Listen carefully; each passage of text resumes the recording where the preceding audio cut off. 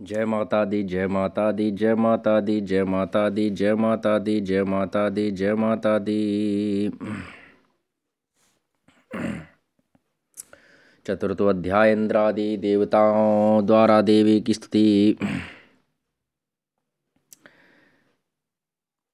सिद्धि की इच्छा रखने वाले पुरुष जिनकी सेवा करते हैं तथा देवता जिन्हें सब ओर से घेरे रहते हैं, उन जया नाम वाली दुर्गा देवी का ध्यान करें। उनके श्री अंगों की आभा काले मेघ के समान श्याम हैं।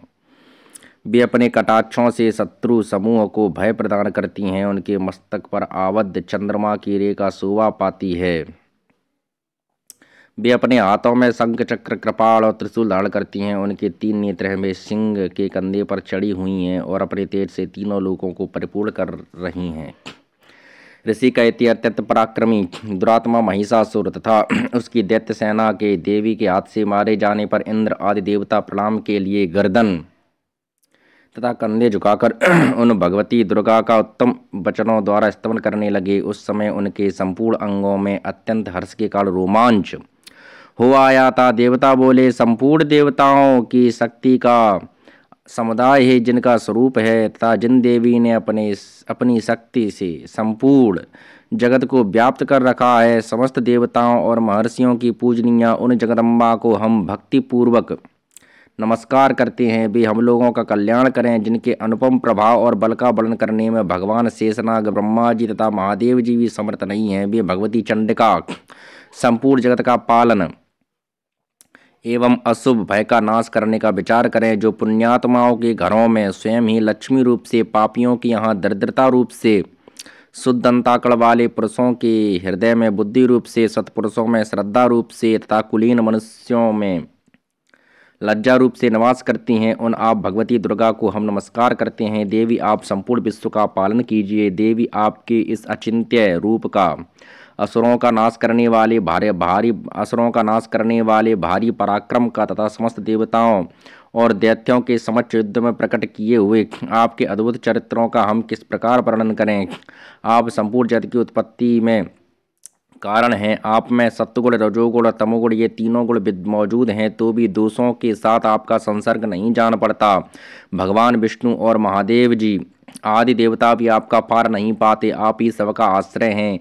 यह समस्त जगत आपका अंशभूत है, क्योंकि आप सबकी आदिभूत अव्याकृता परा प्रकृति हैं। देवी संपूर्ण यज्ञों में जिसके उच्चारण से सब देवता तृप्ति लाभ करती हैं, वह स्वाहा आप ही हैं। इसके अतिरिक्त आप पितरों की भी तृप्ति का कारण है, अतएव सब लोग आपको स्वधावी कहते हैं। देवी जो मोक्ष की प्राप्ति का साधन है, अचिंत्य महाव्रत स्वरूपा है, समस्त दोषों से रहित जितेंद्रिय तत्व को ही सार वस्तु मानने वाले तथा मोक्ष की अभिलाषा रखने वाले मुनिजन जिसका अभ्यास करते हैं, वह भगवती पराविद्या आप ही हैं। आप शब्द स्वरूपा हैं। अत्यंत निर्मल ऋग्वेद, यजुर्वेद और उद्गीत के मनोहर पदों के पाठ से युक्त सामवेद का आधार भी आप ही हैं। आप देवी त्रयी, तीनों वेद और भगवती 6 ऐश्वर्यों से युक्त हैं। इस विश्व की उत्पत्ति एवं पालन के लिए आप ही वार्ता, खेती एवं आजीविका के रूप में प्रकट हुई हैं। आप संपूर्ण जगत की घोर पीड़ा का नाश करने वाली हैं। देवी जिससे समस्त शास्त्रों के सार का ज्ञान होता है, वह मेधा शक्ति आप ही हैं। दुर्गम भवसागर से पार उतारने वाली नौका रूपा दुर्गा देवी भी आप ही हैं। आपकी कहीं भी आसक्ति नहीं है। कैटभ के शत्रु भगवान विष्णु के बचा स्थल में एकमात्र निवास करने वाली भगवती लक्ष्मी तथा भगवान चंद्रशेखर द्वारा सम्मानित गौरी देवी भी आप ही हैं।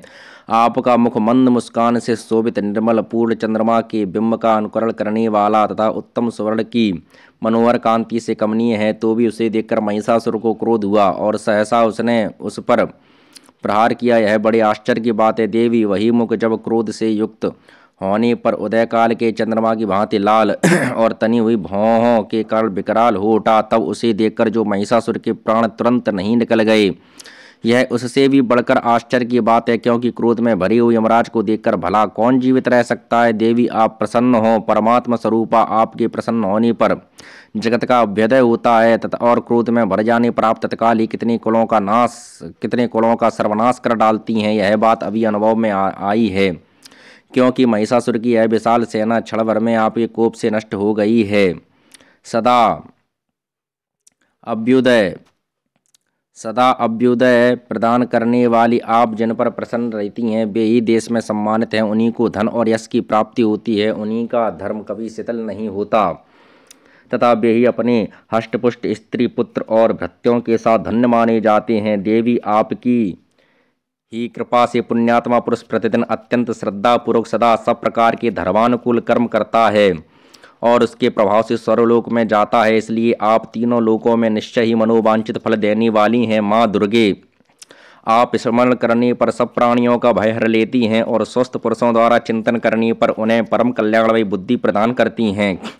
दुख दरिद्रता और भय हरने वाली देवी आपके सिवा दूसरी कौन है जिसका चित्त सबका उपकार करने के लिए सदा ही दयार्द रहता हो। देवी, इन राक्षसों के मारने से संसार को सुख मिले तथा ये राक्षस चिरकाल तक नरक में रहने के लिए भले ही पाप करते रहे हों, इस समय संग्राम में मृत्यु को प्राप्त होकर स्वर्गलोक में जाएं, निश्चय ही यही सोचकर आप शत्रुओं का वध करती हैं। आप शत्रुओं पर शस्त्रों का प्रहार क्यों करती हैं? समस्त असुरों को दृष्टिपात मात्र से ही भस्म क्यों नहीं कर देती? इसमें एक रहस्य है।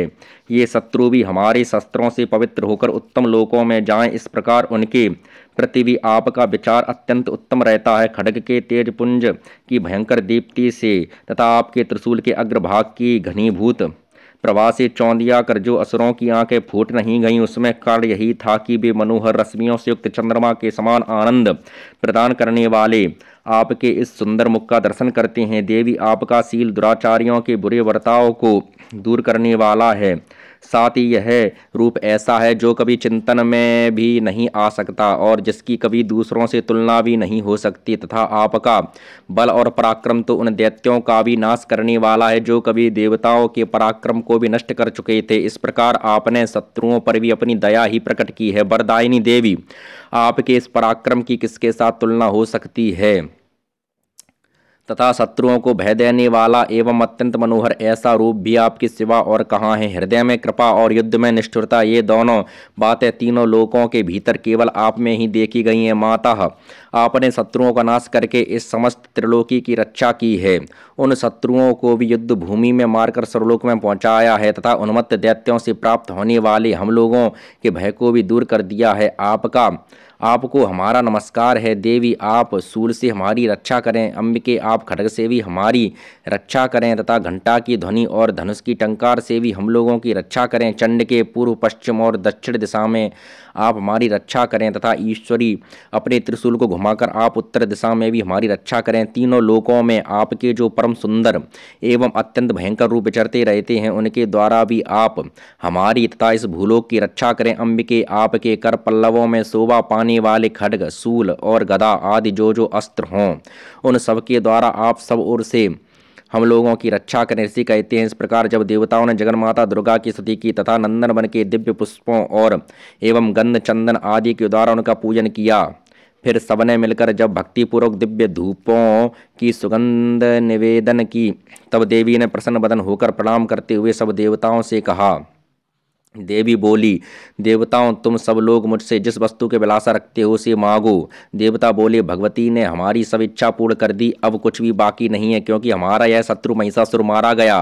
महेश्वरी, इतने पर भी यदि आप हमें और वर देना चाहती हैं तो हम जब जब आपका स्मरण करें तब तब आप दर्शन देकर हम लोगों के महान संकट दूर कर दिया करें तथा प्रसन्न मुखी अंबिके, जो मनुष्य इन स्तोत्रों द्वारा आपकी स्तुति करे उसे वित्त, समृद्धि और वैभव देने के साथ ही उसकी धन और स्त्री आदि संपत्ति को बढ़ाने के लिए भी आप सदा हम पर प्रसन्न रहें। ऋषि कहते हैं, राजन, देवताओं ने जब अपने और जगत के कल्याण के लिए भद्रकाली देवी को इस प्रकार प्रसन्न किया, तब वे तथास्तु कहकर वहीं अंतर्धान हो गईं। भूपाल, इस प्रकार पूर्व काल में तीनों लोकों का हित चाहने वाली देवी जिस प्रकार देवताओं के शरीरों से प्रकट हुई थी, वह सब कथा मैंने कह सुनाई। अब पुनः देवताओं का उपकार करने वाली वे देवी दुष्ट दैत्यों और सुम निसुम का वध करने एवं सब लोकों की रक्षा करने के लिए गौरी देवी के शरीर से जिस प्रकार प्रकट हुई थी, वह सब प्रसंग मेरे मुंह से सुनो, मैं उसका तुमसे यथावत वर्णन करता हूँ। इस प्रकार श्री मार्कंडेय पुराण में सावर्णिक मनवंतर की कथा के अंतर्गत देवी महात्म्य में शक्रादि स्तुति नामक चौथा अध्याय पूरा हुआ। श्री दुर्गा मैया की जय। हे माँ भगवती जगत जननी, आपकी